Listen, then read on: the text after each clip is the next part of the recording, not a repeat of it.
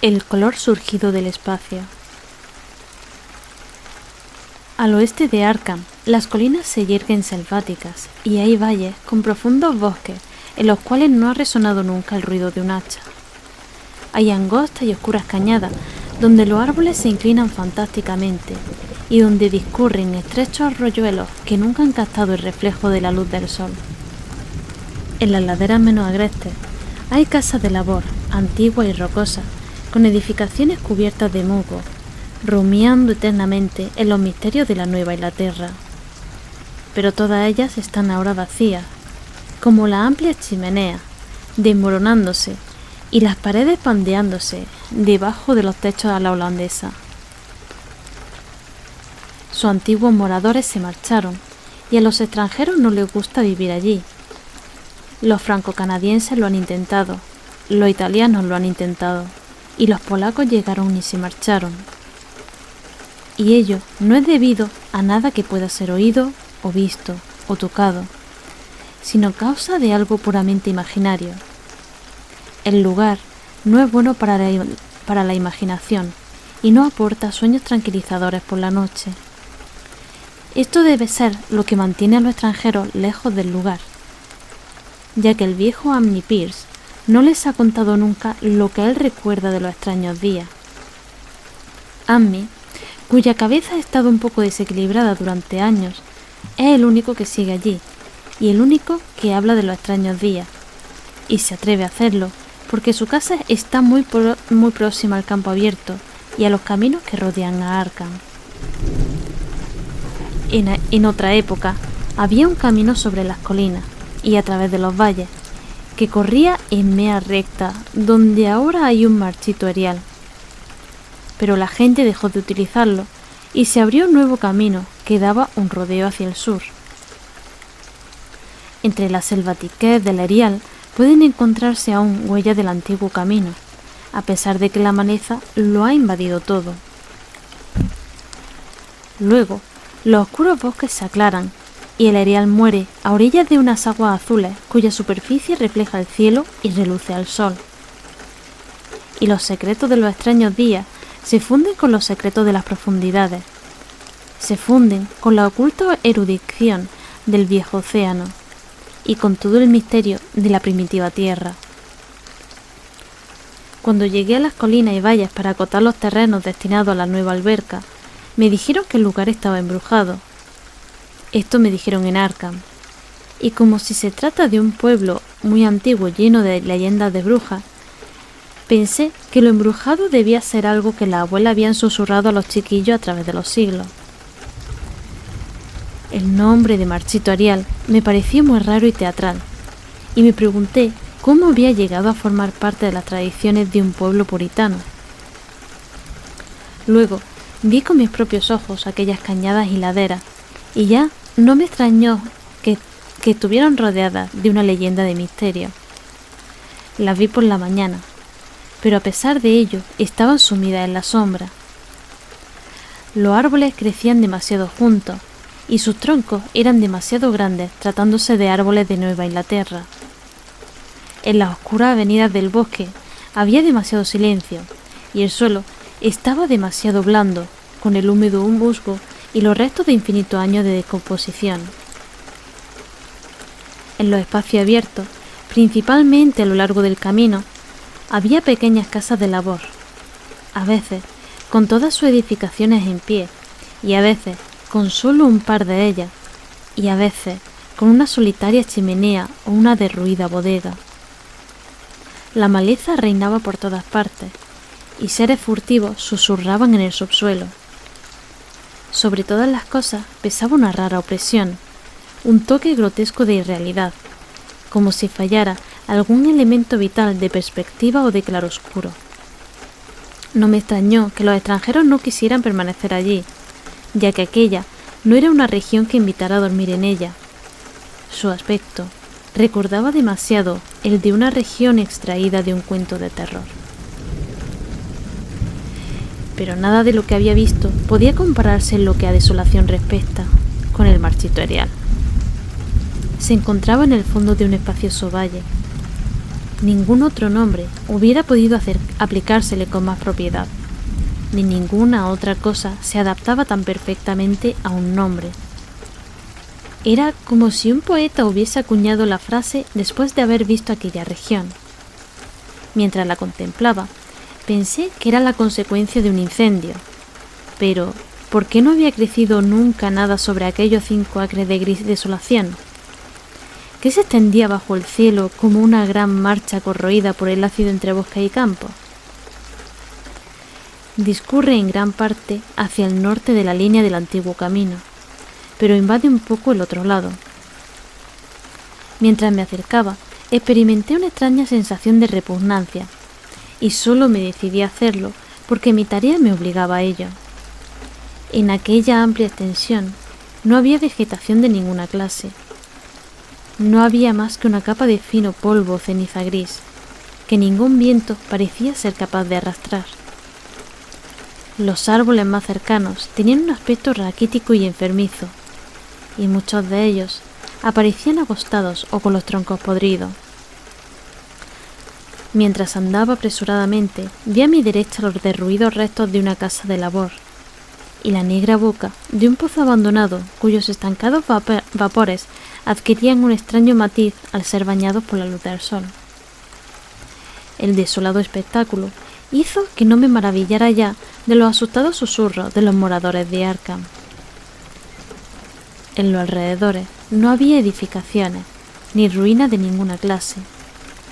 Incluso en los antiguos tiempos, el lugar dejó de ser solitario y apartado, y a la hora del crepúsculo, temeroso de pasar de nuevo por aquel ominoso lugar, tomé el camino del sur, a pesar de que significaba dar un gran rodeo.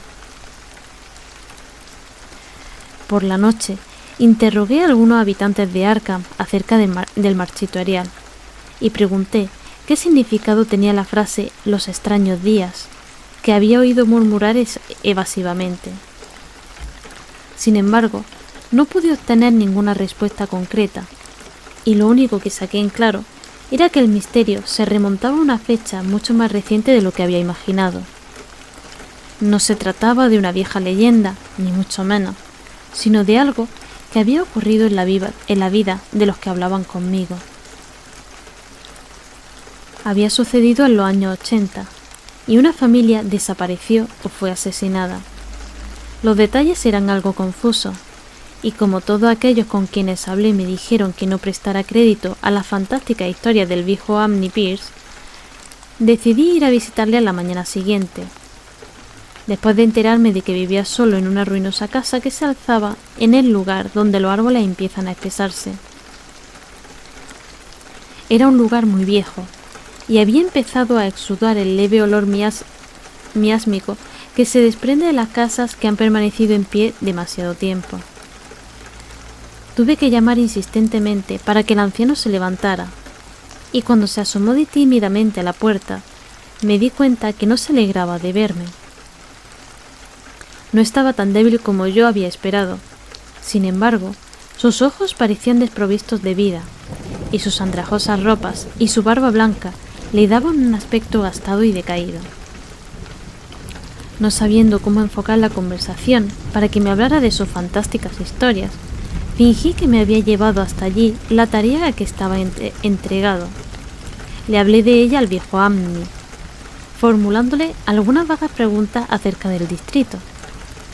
Amny Pierce era un hombre más culto y más educado de lo que me habían dado a entender, y se mostró más comprensivo que cualquiera de los hombres con los cuales había hablado en Arkham. No era como otros rústicos que había conocido en la zona donde iban a construirse la alberca. Ni protestó por las millas de antiguo bosque y de tierras de labor que iban a desaparecer bajo la agua, aunque quizá su actitud hubiera sido distinta de no haber tenido su hogar fuera de los límites del futuro lago. Lo único que mostró fue alivio ante la idea de que los valles por los cuales había vagabundeado toda su vida iban a desaparecer. Estarían mejor debajo del agua. Mejor debajo del agua desde los extraños días. Y al decir esto, su ronca voz se hizo más apagada, mientras su cuerpo se inclinaba hacia adelante y el dedo índice de su mano derecha empezaba a señalar de un modo tembloroso e impresionante. Fue entonces cuando oí la historia, y mientras la ronca voz avanzaba en su relato, en una especie de misterioso susurro, me estremecí una y otra vez, a pesar de que estábamos en pleno verano. Tuve que interrumpir al narrador con frecuencia para poner en claro puntos científicos que él solo conocía a través de lo que había dicho un profesor, cuyas palabras repetía como un papagayo, aunque su memoria había empezado ya a flaquear, o a tender un puente entre dato y dato, cuando fallaba su sentido de la lógica y de la continuidad. Cuando hubo terminado, no me extrañó que su mente estuviera algo desequilibrada, ni que a la gente de Arkham no le gustara hablar del marchito Arial. Me apresuré a regresar a mi hotel antes de la puesta del sol, ya que no quería tener las estrellas sobre mi cabeza encontrándome al aire libre. Al día siguiente regresé a Boston para dar mi informe. No podía ir de nuevo a aquel oscuro caos de antiguos bosques y laderas, ni enfrentarme otra vez con aquel gris serial donde el negro pozo abría sus fauces al lado de los derruidos restos de una casa de labor. La alberca iba a ser construida inmediatamente, y todos aquellos antiguos secretos quedarían enterrados para siempre, bajo la profunda agua. Pero creo que ni cuando esto sea una realidad me gustará visitar aquella región por la noche, al menos no cuando brillan en el cielo las siniestras estrellas. Todo empezó, dijo el viejo Amin, con el meteorito. Antes no se habían oído leyendas de ninguna clase, e incluso en la remota época de la bruja, aquellos bosques occidentales no fueron ni la mitad de temidos que la pequeña isla del Miskatonic, donde el diablo concedía audiencias al lado de un extraño altar de piedra, más antiguo que los indios. Aquellos no eran bosques hechizados, y su fantástica oscuridad no fue nunca terrible hasta los extraños días. Luego había llegado aquella blanca nube meridional, se había producido aquella cadena de explosiones en el aire y aquella columna de humo en el valle. Y por la noche, todo Arkham se había enterado de que una gran piedra había caído del cielo y se había incrustado en la tierra junto al pozo de la casa de Nahum Gradner. La casa se había alzado en el lugar que ahora ocupaba el marchito Arial. Nahum había ido al pueblo para contar lo de la piedra, y al pasar ante la casa de Ammie Pierce se lo había contado también. En aquella época, Ammie tenía 40 años, y todos los extraños acontecimientos estaban profundamente grabados en su cerebro. Ammie y su esposa habían acompañado a los 3 profesores de la Universidad de Miskatonic que se presentaron a la mañana siguiente para ver el fantástico visitante que procedía del desconocido espacio estelar, y habían preguntado cómo era que Nahum, que había dicho el día de antes que era muy grande. Nahum, señalando la parduzca mole que estaba junto a su pozo, dijo que se había encogido, pero los sabios replicaron que las piedras no encogen. Su calor irradiaba con persistencia, y Nahum declaró que había brillado débilmente toda la noche. En realidad, era tan blanda como si fuera artificial, y arrancaron, más bien que escopolearon, una muestra para llevársela a la universidad a fin de comprobar su naturaleza. Tuvieron que meterla en un cubo que le pidieron prestado a Nahum, ya que el pequeño fragmento no perdía calor.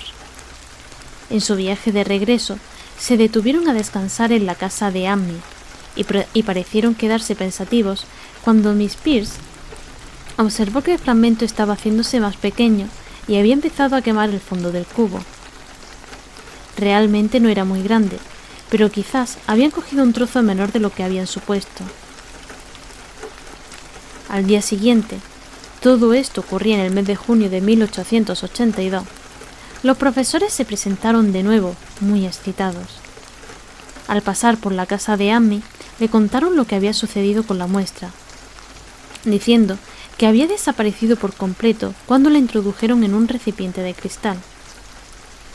El recipiente también había desaparecido, y los profesores hablaron de la extraña afinidad de la piedra con el silicón. Había reaccionado de un modo increíble en aquel laboratorio perfectamente ordenado, sin sufrir ninguna modificación ni expeler ningún gas al ser calentada al carbón, mostrándose completamente negativa al ser tratada con bórax y revelándose absolutamente no volátil a cualquier temperatura, incluyendo la del soplete de oxihidrógeno. En el yunque apareció como muy maleable, y en la oscuridad su luminosidad era muy notable. Negándose obstinadamente a enfriarse, provocó una gran excitación entre los profesores, y cuando al ser calentada ante el espectroscopio mostró unas brillantes bandas distintas a las de cualquier color conocido del espectro normal, se habló de nuevos elementos, de raras propiedades ópticas y de todas aquellas cosas que los intrigados hombres de ciencia suelen decir cuando se enfrentan con lo desconocido. Caliente como estaba, fue comprobada en un crisol con todos los reactivos adecuados. El agua no hizo nada, ni el ácido clorhídrico. El ácido nítrico e incluso el agua regia se limitaron a resbalar sobre su tórrida invulnerabilidad. Amy se encontró con algunas dificultades para recordar todas aquellas cosas, pero reconoció algunos disolventes a medida que se los mencionaba en el habitual orden de utilización: amoníaco y sosa cáustica, alcohol y éter, bisulfito de carbono y una docena más. Pero a pesar de que el peso iba disminuyendo con el paso del tiempo y de que el fragmento parecía enfriarse ligeramente, los disolventes no experimentaron ningún cambio que demostrara que habían atacado a la sustancia. Desde luego, se trataba de un metal. Era magnético, en grado extremo, y después de su inmersión en los disolventes ácidos parecían existir leves huellas de la presencia de hierro meteórico, de acuerdo con los datos de Witwatersrand. Cuando el enfriamiento era ya considerable, colocaron el fragmento en un recipiente de cristal para continuar las pruebas, y a la mañana siguiente, fragmento y recipiente habían desaparecido sin dejar rastro, y únicamente una chamuscada señal en el estante de madera donde los habían dejado probaba que había estado realmente allí. Esto fue lo que los profesores le contaron a Amy mientras descansaban en su casa, y una vez más fue con ellos a ver el pétreo mensajero de las estrellas, aunque en esta ocasión su esposa no le acompañó. Comprobaron que la piedra había encogido realmente, y ni siquiera los más escépticos de los profesores pudieron dudar de lo que estaban viendo. Alrededor de la masa parduzca, situada junto al pozo, había un espacio vacío, un espacio que eran 2 pies menos que el día anterior. Estaba aún caliente, y los sabios estudiaron su superficie con curiosidad mientras separaban otro fragmento mucho mayor del que se habían llevado. Esta vez ahondaron más en la masa de piedra, y de este modo pudieron darse cuenta de que el núcleo central no era completamente homogéneo. Habían dejado al descubierto lo que parecía ser la cara exterior de un glóbulo empotrado en la sustancia. El color, parecido al de las bandas del extraño espectro del meteoro, era casi imposible de describir, y solo por analogía se atrevieron a llamarlo color. Su contextura era lustrosa y parecía quebradiza y hueca. Uno de los profesores golpeó ligeramente el glóbulo con un martillo y estalló con un leve chasquido. De su interior no salió nada, y el glóbulo se desvaneció como por arte de magia, dejando un espacio esférico de unas 3 pulgadas de diámetro. Y los profesores pensaron que era probable que encontraran otro glóbulo a medida que las sustancias envolventes se fuera fundiendo. La conjetura era equivocada, ya que los investigadores no consiguieron encontrar otro glóbulo, a pesar de que taladraron la masa por diversos lugares. En consecuencia, decidieron llevarse la nueva muestra que habían recogido, y cuya conducta en el laboratorio fue tan desconcertante como la de su predecesora. Aparte de ser casi plástica, de tener calor, magnetismo y ligera luminosidad, de enfriarse levemente en poderoso ácido, de perder peso y volumen en el aire y de atacar a los compuestos de silicón con el resultado de una mutua destrucción. La piedra no presentaba características de identificación y al fin de las pruebas, los científicos de la universidad se vieron obligados a reconocer que no podían clasificarla. No era nada de este planeta, sino un trozo del espacio exterior, y como tal, estaba dotado de propiedades exteriores y desconocidas, y obedecía a leyes exteriores y desconocidas. Aquella noche hubo una tormenta, y cuando los profesores acudieron a casa de Nahum al día siguiente, se encontraron con una desagradable sorpresa. La piedra, magnética como era, debió poseer alguna peculiar propiedad eléctrica, ya que había atraído al rayo, como dijo Nahum, con una singular persistencia. En el espacio de una hora, el granjero vio cómo el rayo hería 6 veces la masa que se encontraba junto al pozo, y al cesar la tormenta, descubrió que la piedra había desaparecido.